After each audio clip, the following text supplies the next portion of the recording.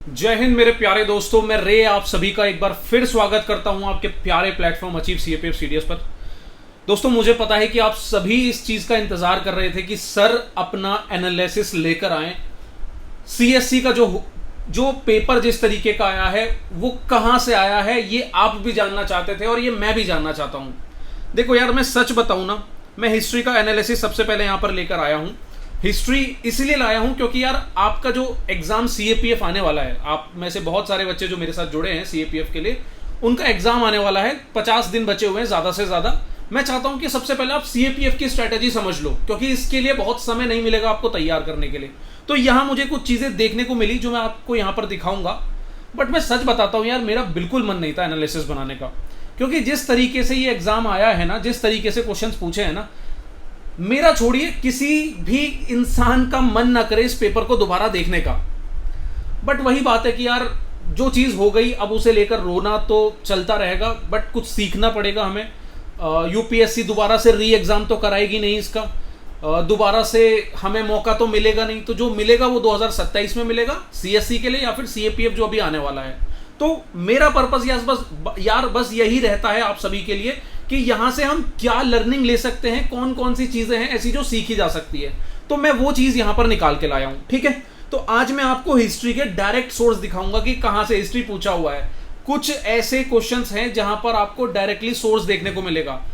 बहुत ही वेग, बहुत ही बेकार पेपर आपका पूछा है पूरा का पूरा, बट फिर भी मैं आपको यहां से कुछ ना कुछ लर्निंग देकर जाऊंगा। ठीक है, इस बात का ध्यान रखना, कहीं पर भी ये मत सोचना कि हमारा जो पेपर था बहुत आसान था। मेरा आपका ये डायरेक्ट सोर्स, ये वीडियो जो लाने का पर्पस है दोस्त, ये नहीं है कि मैं आपको ये दिखाऊं कि देखो पेपर में कितने आसान क्वेश्चन आए थे, तुमसे तो क्यों नहीं हुए।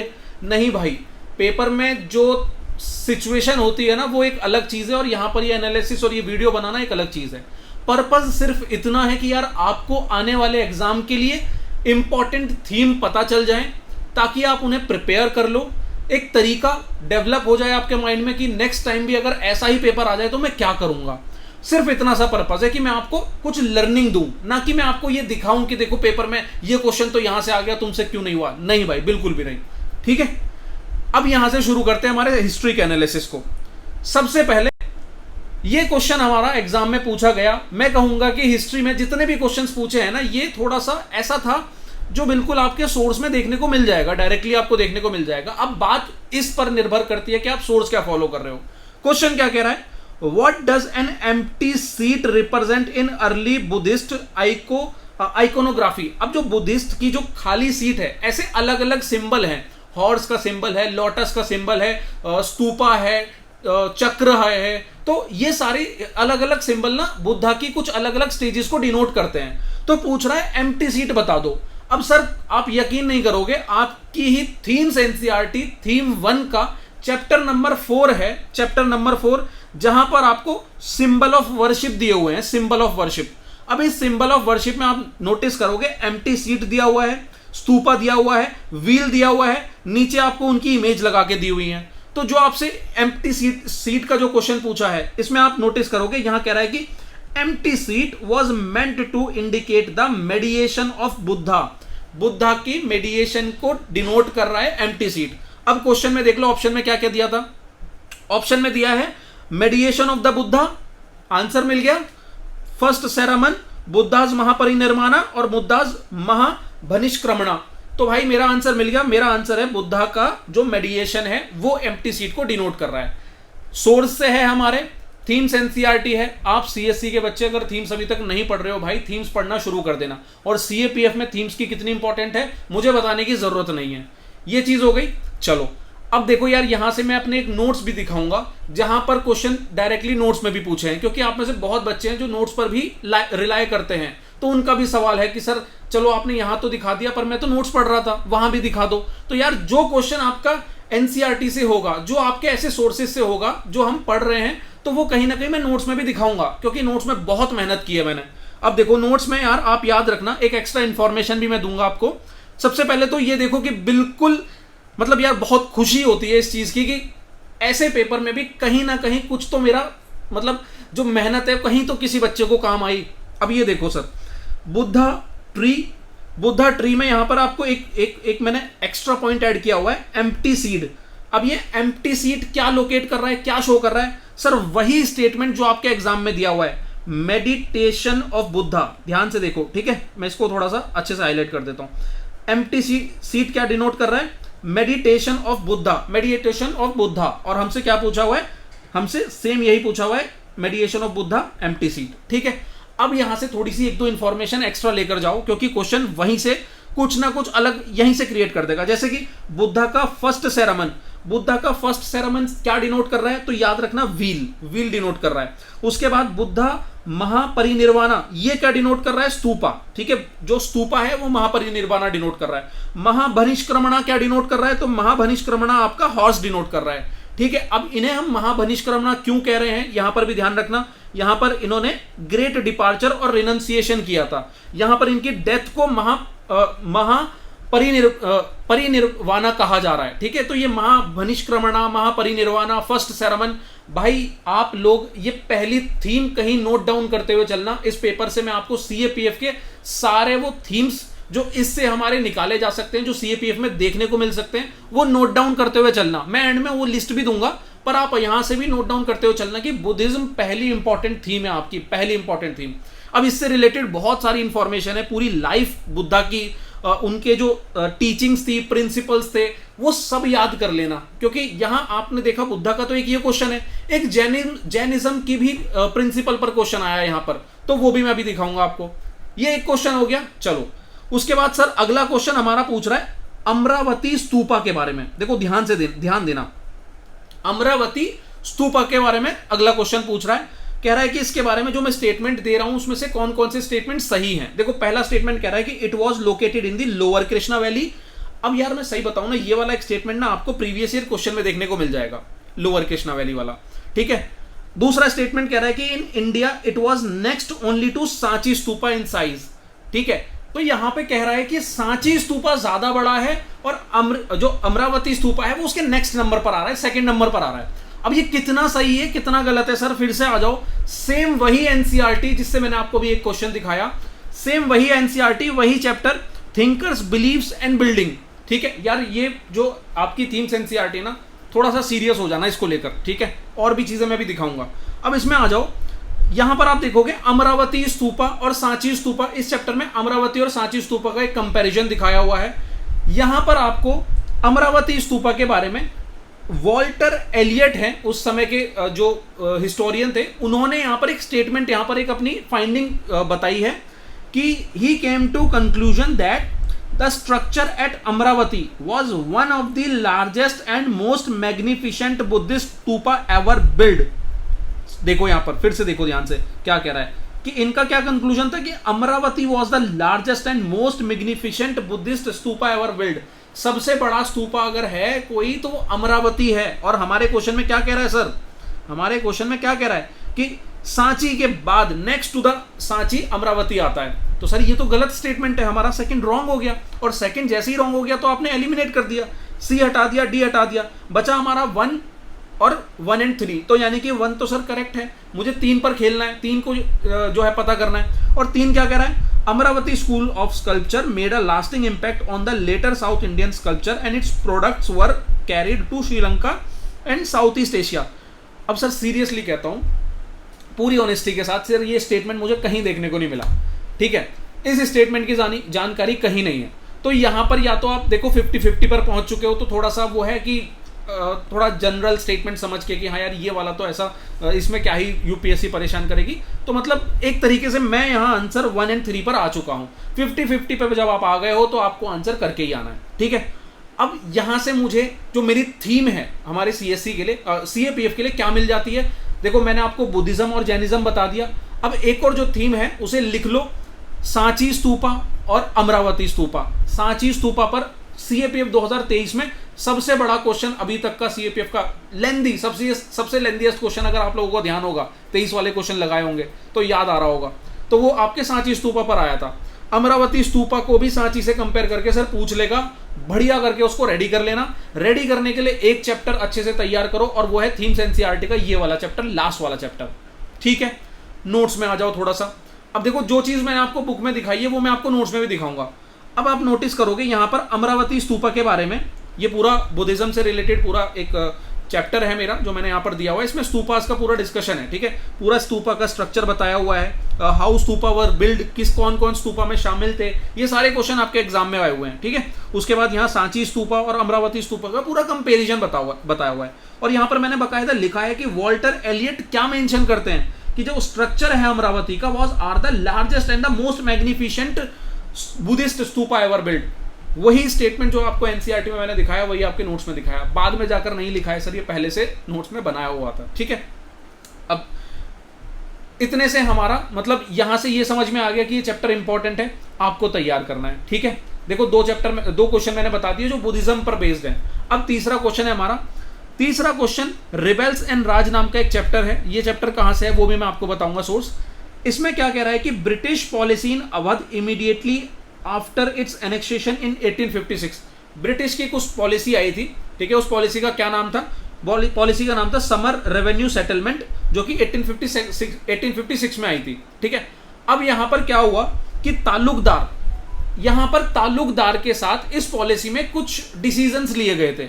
अब उन्हीं के ऊपर ये 3 स्टेटमेंट में क्वेश्चन बना दिया है और वो आपसे पूछ रहा है taluqdar were disposed of their estate but allowed to retain their arm, कि ताल्लुकदार की जो पूरा जागीर था उसको तो मतलब उन्होंने डिस्पोज कर दिया बट उनके कुछ आर्म्स और फोर्ट्स को रहने दिया। क्या यह सही है, क्या यह गलत? अब मैं एक एक करके ना पूरा आपके सोर्स पे ही लेकर चलता हूं। आ जाओ सर, बहुत ही प्यारा सोर्स हमारा थीम्स एनसीईआरटी। देखो मैं बिल्कुल भी नहीं कह रहा हूं कि आपके क्वेश्चंस आसान थे या फिर ये चीजें मतलब इतनी आसान थी। मैं कह रहा हूं कि यार कोई भी क्वेश्चन जो है ये आसान नहीं है, बट अब बात समझो कि मुझे फ्यूचर में कुछ तो सॉल्यूशन निकालना होगा, तो सर मैं आपके सामने ना वो सॉल्यूशन रख रहा हूं। तो मुझे पता है कि पेपर बहुत डिफिकल्ट है, बट समझो कि यार अगर ये चीज दोबारा होती है तो हम करेंगे कैसे, सॉल्यूशन कैसे निकालेंगे? बच्चे सिलेक्शन तो ले रहे होंगे ना, हमें भी तो उस रेस में आना होगा ना कि ऐसे पेपर में भी सिलेक्शन हो। तो सर वहां मैं आपकी आंखें खोल रहा हूं बस, ठीक है। ये बात ध्यान में रखना, आपके लिए कुछ लर्निंग लेकर आया हूं। तो अब यहां पर देखो थीम्स एनसीईआरटी फिर से अपना इंपॉर्टेंट रोल प्ले कर रही है।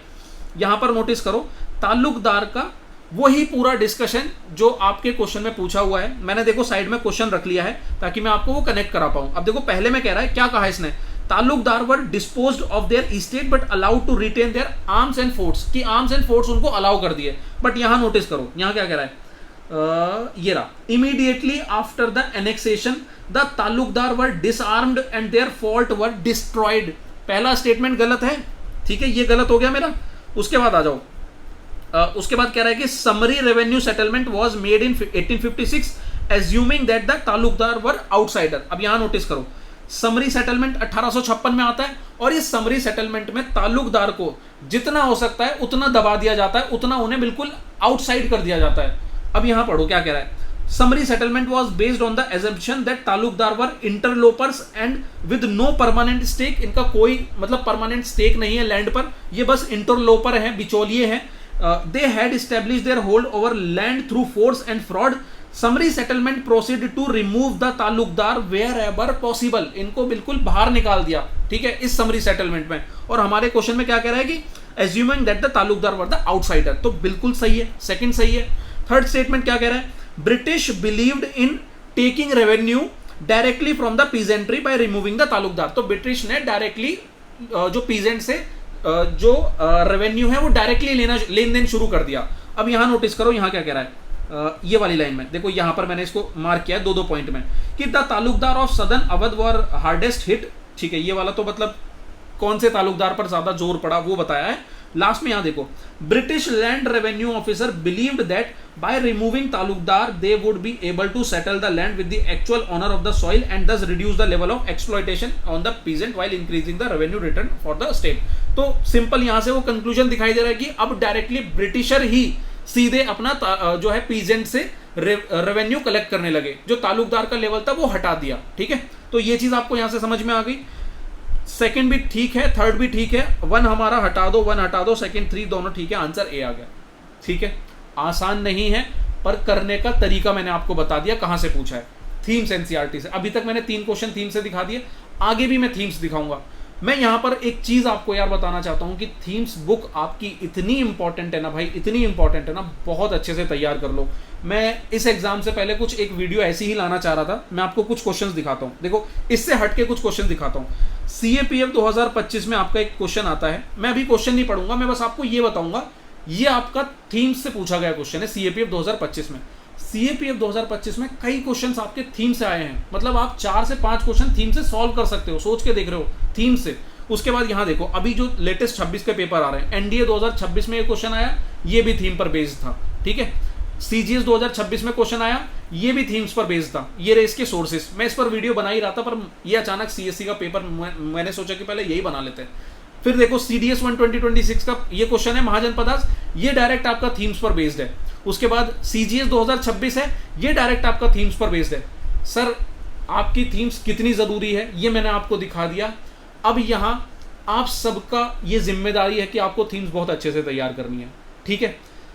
अब एक खुशखबरी और मैं दे देता हूँ आपको यार, कि ये जो थीम्स NCERT है ना, मैं आपको तैयार करा कर दूंगा, पूरी की पूरी मैं तैयार करा कर दूंगा। एक बार मेरी थीम्स NCERT थोड़ी सी देख लो, क्योंकि मुझे पता है यार ये बुक कितनी इंपॉर्टेंट है, और जिस तरीके से मैंने इसे तैयार किया है प्रीवियस ईयर क्वेश्चंस के साथ, छोटी छोटी चीज़ों को मार्क करके उनके क्वेश्चनों को लगा कर, वो शायद आप नहीं कर पाओगे, ठीक है। वो चीज़ शायद थोड़ी सी इम्पॉसिबल हो जाएगी आपके लिए। जिस तरीके से मैंने एक छोटी छोटी चीज़ों को बारीक में जाकर मार्क किया ना, ये थोड़ा सा मुश्किल हो जाएगा। बट यार यहाँ ना मुझे आप सबका सपोर्ट चाहिए कि क्या हम इस थीम को तैयार करें। तो आप ना कमेंट सेक्शन में बस एक मैसेज डाल लो, themes one shot with racer. भाई मुझे आपके कमेंट से पता चल जाएगा कि क्या ये करने का सही समय है। देखो क्योंकि 50 दिन बचे हुए हैं, मैं नहीं चाहता कि बहुत ज़्यादा बर्डन आप पर डालूं। जो चीज़ें जहां पर मैं करा सकता हूं, क्योंकि इस पर मेरी अच्छी कमांड है, मैं आपको यहां पर एक पूरा वन शॉट थीम्स का बनाकर दे दूंगा, ठीक है। जिन लोगों ने 3-4 घंटे में पूरा का पूरा हिस्ट्री जहां कवर कर दिया, सर मैं आपको बताता हूं कि 3-4 घंटे में आपकी सिर्फ ये थीम NCERT कवर होगी, बट ऐसी कवर हो जाएगी कि क्वेश्चन आपका रुकेगा नहीं। तो भाई ये मुझे आपको बताना है, आपको कमेंट सेक्शन में, ठीक है। चलो अब हमारे मेन मुद्दे पर आ जाते हैं, जो हम क्वेश्चंस कर रहे थे। तो थीम से यार बहुत सारे क्वेश्चंस पूछे जा रहे हैं, अच्छे खासे क्वेश्चन पूछे जा रहे हैं। अब देखो ये वाला क्वेश्चन देखो भाई, सीरियसली देखो, यहाँ पे हड़प्पन टाउन पर क्वेश्चन आया है। इन्होंने 3 स्टेटमेंट दिए हैं, जिसमें एक कह रहा है कि स्पिंडल वोल्स का इस्तेमाल होता था, स्पाइनिंग व्हील्स का इस्तेमाल नहीं होता था। ये सही स्टेटमेंट है। दूसरे में मेजरमेंट की बात कर रहा है, उस समय जो वेट्स और मेजरमेंट है वो भी हड़प्पन टाउन में देखने को मिले थे।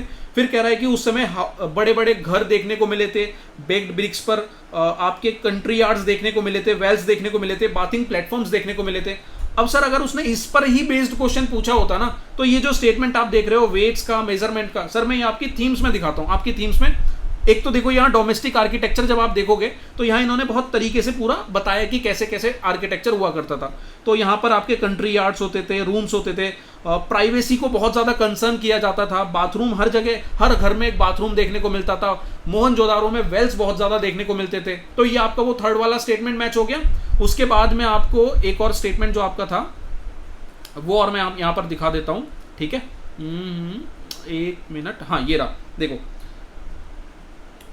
वेट्स के बारे में यहाँ पर बताया हुआ है कि weights usually made of stone called chert with no marking, और उनकी डिनोमिनेशन बताई हुई है। तो यहाँ तो हमारे से क्वेश्चन में सिर्फ इतना कह रहा है कि वेट्स और मेजरमेंट उस समय डिस्कवर किए गए थे, तो बिल्कुल सही है, डिस्कवर किए गए थे। तो भाई सेकंड भी ठीक है, थर्ड भी ठीक है, और फर्स्ट भी ठीक है। अब यहाँ क्वेश्चन भाई हम क्यों कह रहे हैं कि हिस्ट्री जो इन्होंने CSE ने पेपर बनाया है वो बिल्कुल बेतुका बनाया, क्योंकि क्वेश्चन देखो मैंने पहले ये 3 स्टेटमेंट पढ़ लिए, अब मैं यहाँ देखूंगा कि मेरा जो 1 है वो सही तरीके से वहां पर मैच कर रहा है या नहीं कर रहा है, 2 कर रहा है नहीं कर रहा है, 3 कर रहा है नहीं कर रहा है। मतलब मेरा सवाल यहाँ खत्म नहीं होता, अभी तो यहाँ से मतलब ये शुरुआत हुई है। अब देखो यहाँ पर क्या कह रहा है कि statement 1 suggest that the spinning was a laborious activity done at home. तो ये बिल्कुल सही है कि लिबरस वर्क है। उसके बाद कह रहा है कि statement 2 suggest that the extent of the scientific knowledge that Harappan possessed. तो ये भी ठीक है, ठीक है, स्टेटमेंट 2 भी ठीक है। थर्ड में कह रहा है कि emergence of common property system. हमें ये थर्ड स्टेटमेंट से ये पता चलता है कि कॉमन प्रॉपर्टी सिस्टम है, बट सर ऐसा नहीं है, कॉमन प्रॉपर्टी सिस्टम नहीं है।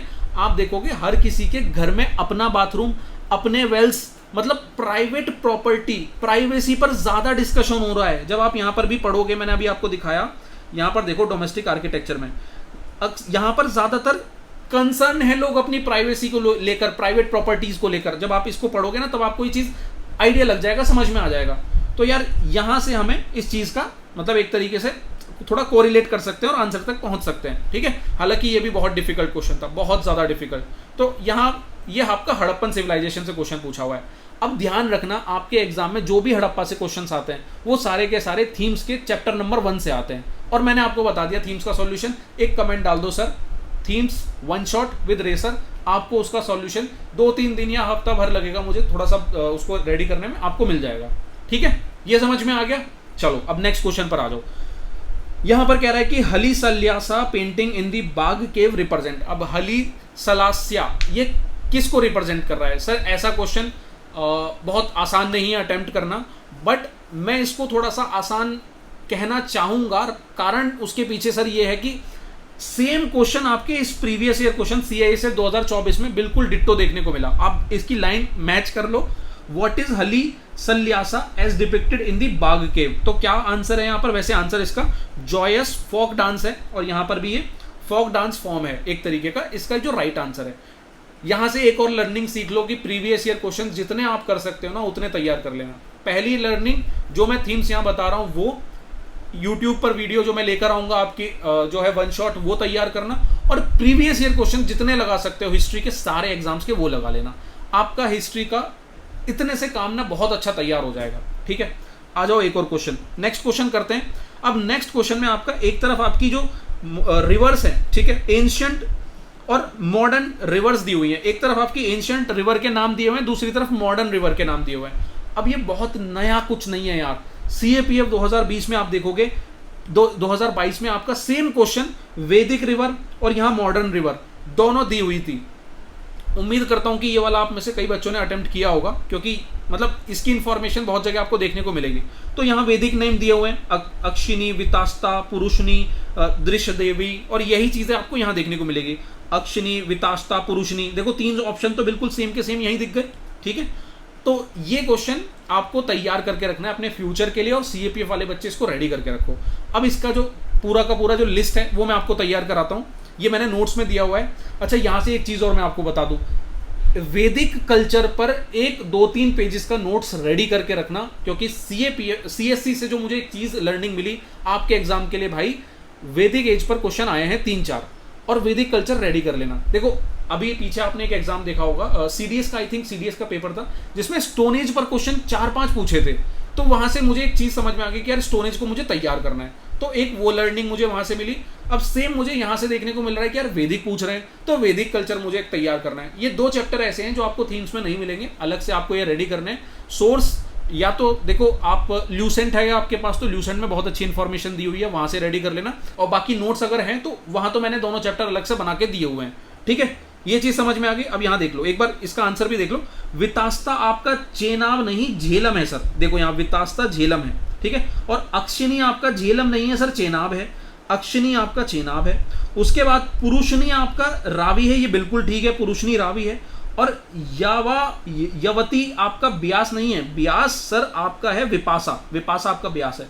तो यहां पर ना तो मेरा 4 सही है, ना 2 सही है, ना 1 सही है, आंसर 3 ओनली है, आंसर C है।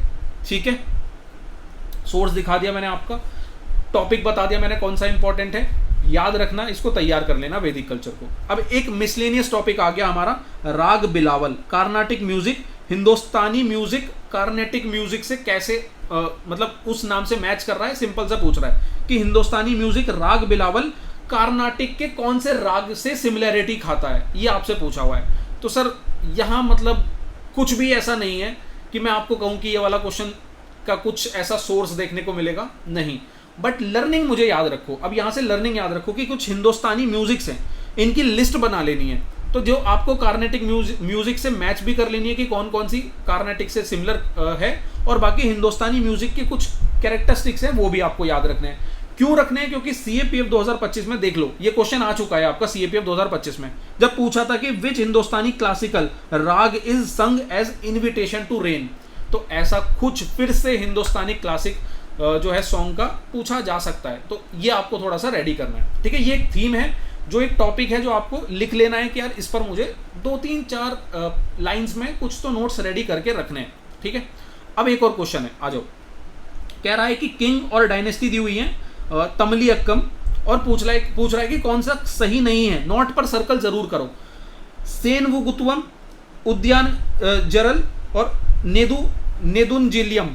अब ये पूछ रहा है कि सर क्या ये चेरा डायनेस्टी से बिलोंग करते हैं, क्या ये चोला के रूलर हैं, क्या ये पांड्या के रूलर हैं। अब मैं कहूं तो सर वैसे तो ये क्वेश्चन थोड़ा सा डिफिकल्ट हो जाता है, बट यहां से आपको जो चैप्टर आगे एग्जाम के लिए तैयार करना है अपने एग्जाम के लिए सीएपीएफ के लिए, वो ये वाला चैप्टर है जहां पर किंग फार्मर टाउन है। किंग फार्मर टाउन थीम 1 का ये चैप्टर है। इसमें से तमली अक्कम के बारे में यहाँ डिस्कशन किया हुआ है, तमली अक्कम के बारे में डिस्कशन किया हुआ है, सेन गुतवम के बारे में डिस्कशन किया हुआ है। अब देखो यहाँ इन्होंने एक मिस्टेक दी हुई है, इन्हें पांड्या चीफ कहा है सेन गुतवम को, जबकि ये पांड्या चीफ नहीं है। ये आपकी थीम्स एनसीईआरटी की मिस्टेक है, बहुत बड़ी मिस्टेक है, क्योंकि इससे थोड़ा सा लर्निंग से शायद बच्चे गलत कर सकते हैं इसके आंसर को। तो ये तो आपको ध्यान रखना है कि लर्निंग मुझे ये लेकर चलनी है कि मुझे ये चैप्टर रेडी करना है। अब यहाँ कुछ प्रीवियस ईयर क्वेश्चंस को एनालाइज करने के बाद और इस एनसीईआरटी को पढ़ने के बाद ये चीज़ मैंने अपने नोट्स में कंप्लीटली अच्छे से तैयार करके दी हुई थी, ध्यान से देखना, ठीक है। देखो यहाँ नोटिस करो, इन्होंने पूछा है सेन गुतवम। अब सेन गुतवम आपके चेरा किंगडम के रूलर हैं, ठीक है। सेन गुतवम किसके हैं? चेरा के, ठीक है, चेरा के।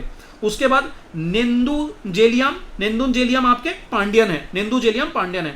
सिर्फ आपके ये नेंदुजेलियम 1 और 3 सही है, तो इसके बेसिस पे देखो इन्होंने नॉट करेक्ट पूछा है, तो 1 तो हट जाएगा क्योंकि नॉट में आएगा नहीं 1, तो 1 भी हटा दो। उसके बाद या तो आंसर 2 होगा या 3 होगा। अब 3 भी मुझे दिख रहा है कि यार ये तो पांड्यन है, क्लियरली मेंशन है पांड्यन है, तो मेरा आंसर आ गया 2 only. Right answer is 2 only, ठीक है।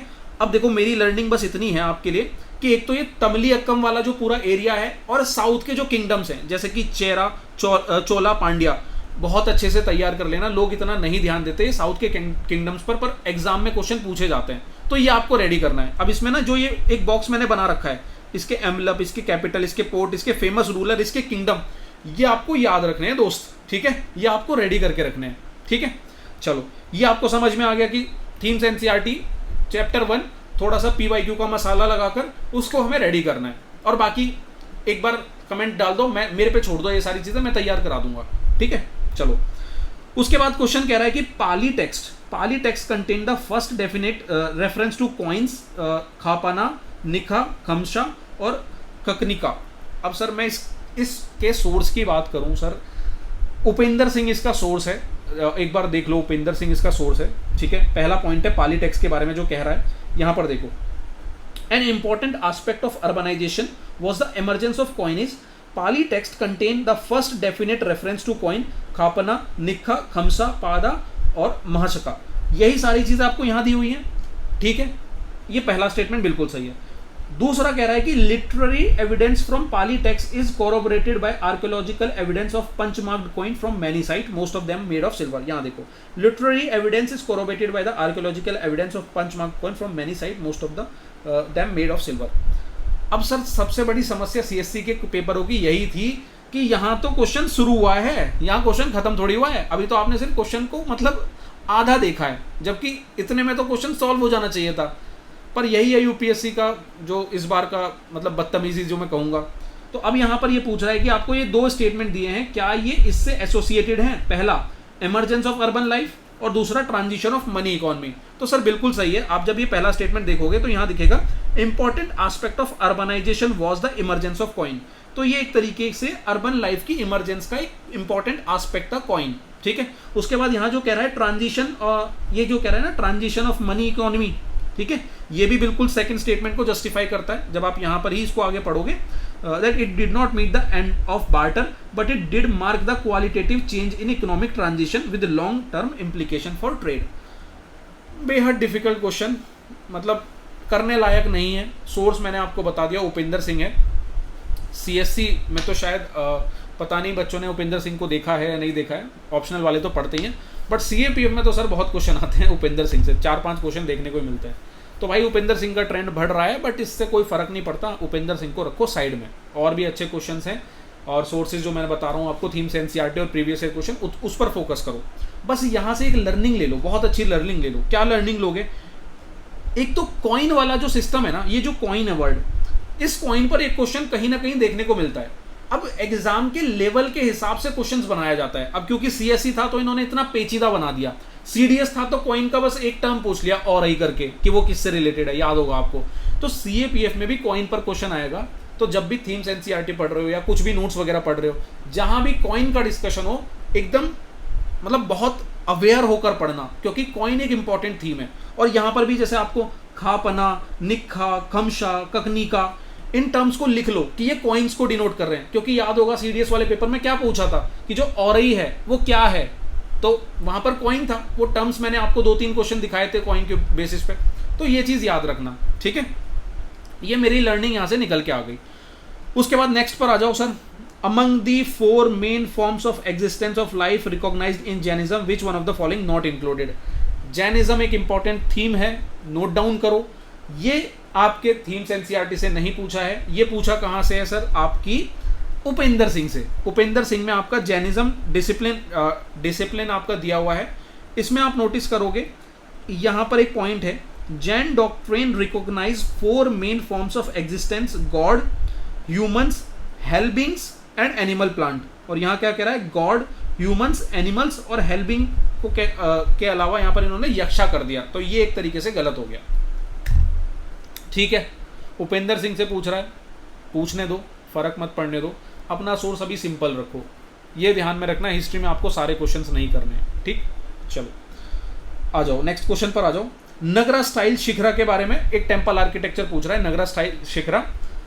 4 टेम्पल्स दिए हैं, इनमें से बताना है कि कौन सा नगरा स्टाइल का टेम्पल है। अब सर ये आपके टेम्पल आर्किटेक्चर का एक चैप्टर है, सीएपीएफ के बच्चे ध्यान से सुनो, आपके टेम्पल आर्किटेक्चर में एक क्वेश्चन पक्का आएगा, लिख लेना, ये लिस्ट बना रहे हो ना उसमें लिख लेना, टेम्पल आर्किटेक्चर पर एक क्वेश्चन पक्का आएगा।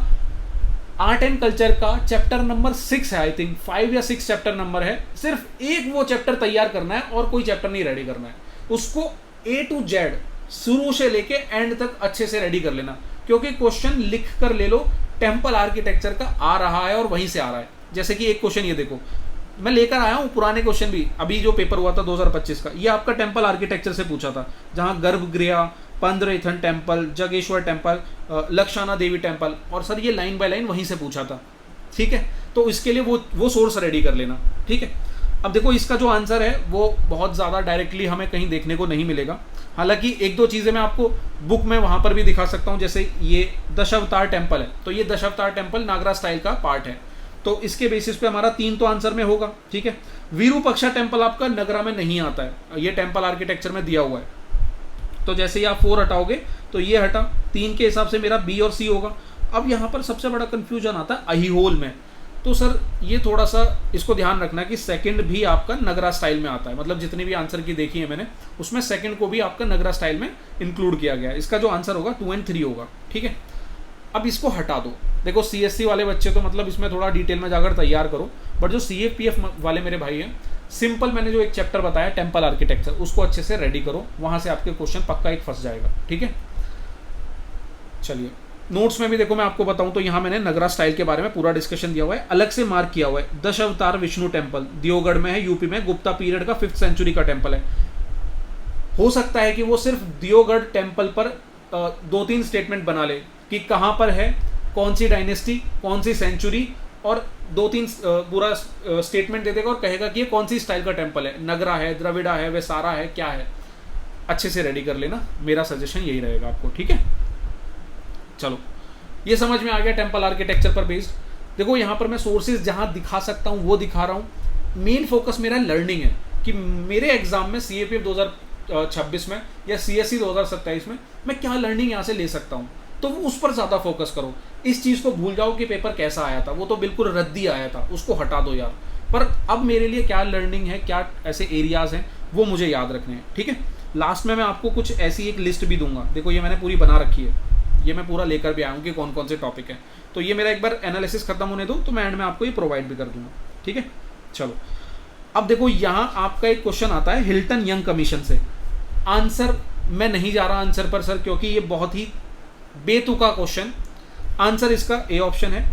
लर्निंग मेरी सिंपल सी है कि जितने भी कमीशंस हैं, जितनी भी कमेटीज़ हैं, वो मुझे याद रखनी है। और ज़्यादातर जो कमेटीज़ और कमीशन है ना, 1921 से लेकर 1929 में काफ़ी अच्छी कमेटीज़ हैं आपकी। देखो जैसे मैं आपको एक लिस्ट थोड़ी सी ये दिखा देता हूँ, जैसे ऑकवर्थ कमेटी है, चैम्बरलिन कमीशन है, ली कमीशन है, मुदिमल कमेटी है, हिल्टन यंग कमीशन है, Simon commission, Nehru commission, Hartog committee, Whitley committee, first round table conference, ये सारी कमेटी आपकी 1920 से लेकर 1930 में काफ़ी इंपॉर्टेंट कमेटी हैं और भी इसमें निकल कर आ जाएंगी।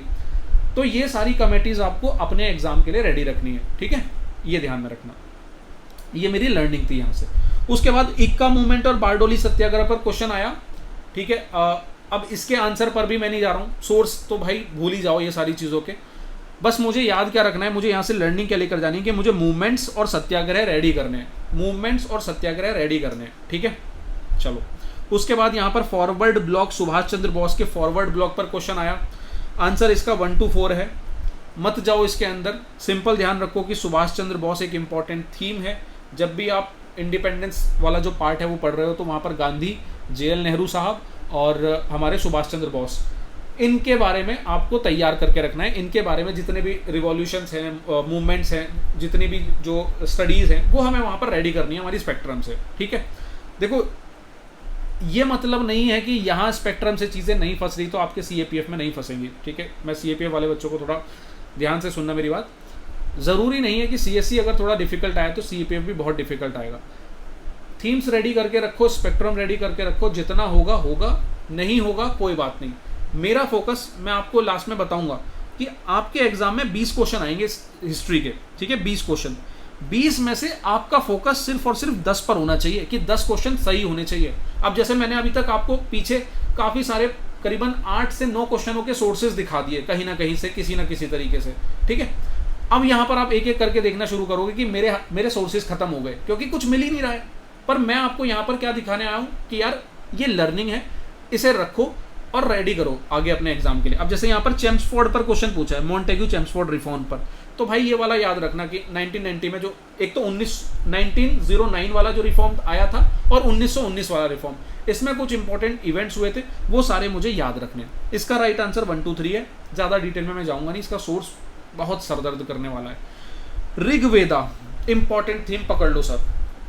मैं पहले भी कह चुका हूँ कि ऋग्वेदा बहुत इंपॉर्टेंट थीम है, इसको ल्यूसेंट से कवर कर लेना और कहीं ज़्यादा इसकी इन्फॉर्मेशन दी नहीं है। ल्यूसेंट में अच्छी खासी इन्फॉर्मेशन दी हुई है, ठीक है। बहुत बेकार क्वेश्चन यार, मन भी नहीं कर रहा इसको पढ़ने का, ठीक है, हटाओ इसको यार, इसका कोई सोर्स है नहीं ना, इससे मुझे कुछ ज़्यादा कुछ सीखने को मिलेगा, तो मैं इसमें ज़्यादा घुसूंगा नहीं, इसको भी हटाता हूँ मैं भी। उसके बाद यहाँ एक क्वेश्चन आया हुआ है, देखो अब सारे क्वेश्चंस ऐसे ही आएंगे, अब सोर्स है नहीं इधर एंड में, इधर बस मेरे को थीम निकालनी है। यहाँ से मेरी जो थीम निकल के आती है वो स्टोनेज आती है, मुझे स्टोनेज तैयार करना है। ये भी बेहद गंदा क्वेश्चन इन्होंने पूछा है, ठीक है। हालांकि एलिमिनेशन वगैरह लगा लोगे, बट मैं वही कह रहा हूँ कि भाई एग्जाम में वो सब भूल जाता है बच्चा, जब क्वेश्चन का ऐसा लेवल देखता है कि पहले तो पूरा ये पैराग्राफ पढ़ो, फिर एक स्टेटमेंट, 2 स्टेटमेंट, 3 स्टेटमेंट, वो भी ऐसे पूछ लिए कि कभी सुने ही नहीं है, ठीक है। तो हटाओ, स्टोनेज मेरी थीम है, उसको याद रखो।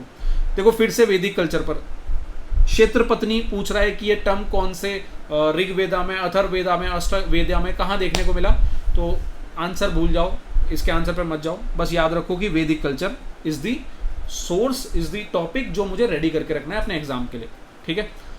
ये एक मिसलेनियस टॉपिक है, हटाओ भाई, बहुत ही बेकार पेपर, मतलब बहुत ही बेकार पेपर। मिसलेनियस का एक और topic, famous classical singer Karnataka के कौन सा घराना है, ये पूछा है। ये घराने वगैरह सब आप याद नहीं कर पाओगे, बहुत ज़्यादा बड़ी लिस्ट होती है, ठीक है, इसको भी साइड करो। चलो, ये मेरे 20 क्वेश्चन हो गए मेरे पूरे हिस्ट्री के। अब देखो यहाँ पर मैं एक लिस्ट अभी आपको दिखाऊं, उससे पहले मेरी बात समझो ध्यान से। पेपर में आपके आएंगे 20 क्वेश्चन, ठीक है, CAPF में 20 क्वेश्चन आएंगे। फोकस, स्ट्रेटजी माइंड में ये बनाकर चलना कि 20 में से मैं यहाँ पर 10 से 12 क्वेश्चन करने के लिए डुएबल हूँगा, ठीक है। 8 से 10 क्वेश्चन भाई ऐसे आएंगे कि आपको हवा भी नहीं लगेगी, तो एग्जाम में उस चीज़ को लेकर एकदम पकड़ कर मत बैठ जाना। तो उस शौक से पहले ही आप ये दिमाग में सेट करके चलो कि यार हिस्ट्री में 8-10 क्वेश्चन तो ऐसे आने वाले हैं कि जिसे मैं देख के अरे चलो ये छोड़ने वाला क्वेश्चन है, हटाओ इसे। वहाँ अटक मत जाना कि अरे यार इतना ऐसा क्वेश्चन पूछ लिया, मैंने तो तैयारी नहीं करी, अरे मेरा क्या होगा। वो जो सिचुएशन है ना, वो 2 घंटे की, अगर आपने काम वे में क्वेश्चनों को अटेम्प्ट कर लिया तो सर आप सिलेक्शन ले जाओगे, क्योंकि सिलेक्शन चाहे कितना भी डिफिकल्ट पेपर आ जाए बच्चे लेकर जाएंगे। तो आपको डिसाइड करना है कि आपको आकर रोना धोना करना है या सिलेक्शन लेना है, ठीक है। तो भैया 8 से 10 क्वेश्चन ऐसे आएंगे जिसमें आपका ना कोई सोर्स है, ना कोई हाथ है, ना कोई पैर है। बाकी जहाँ से सोर्सेस हैं, जैसे कि मैंने थीम्स बताया, थीम्स में से आपके 4 से 5 क्वेश्चन फंस जाएंगे, 4 से 5 क्वेश्चन, और रिमेनिंग 4 से 5 क्वेश्चन आप कुछ ना कुछ एलिमिनेशन लगाकर, कुछ तिगड़म लगाकर, है ना, कुछ बोथ मार के, मतलब पहुंच जाओगे 10 नंबर पर, पहुंच जाओगे डायरेक्टली और इनडायरेक्टली करके। और यही है मेरा सेफ स्कोर हिस्ट्री के लिए, ये ध्यान में रखना, ये मेरी हिस्ट्री की स्ट्रैटेजी है, ठीक है। और मैंने आपको बता ही दिया कि हिस्ट्री के लिए थीम्स एनसीईआरटी मैं तैयार करा के दूंगा, बस आप कमेंट कर दो, ये बस आपसे मैं उम्मीद करता हूँ।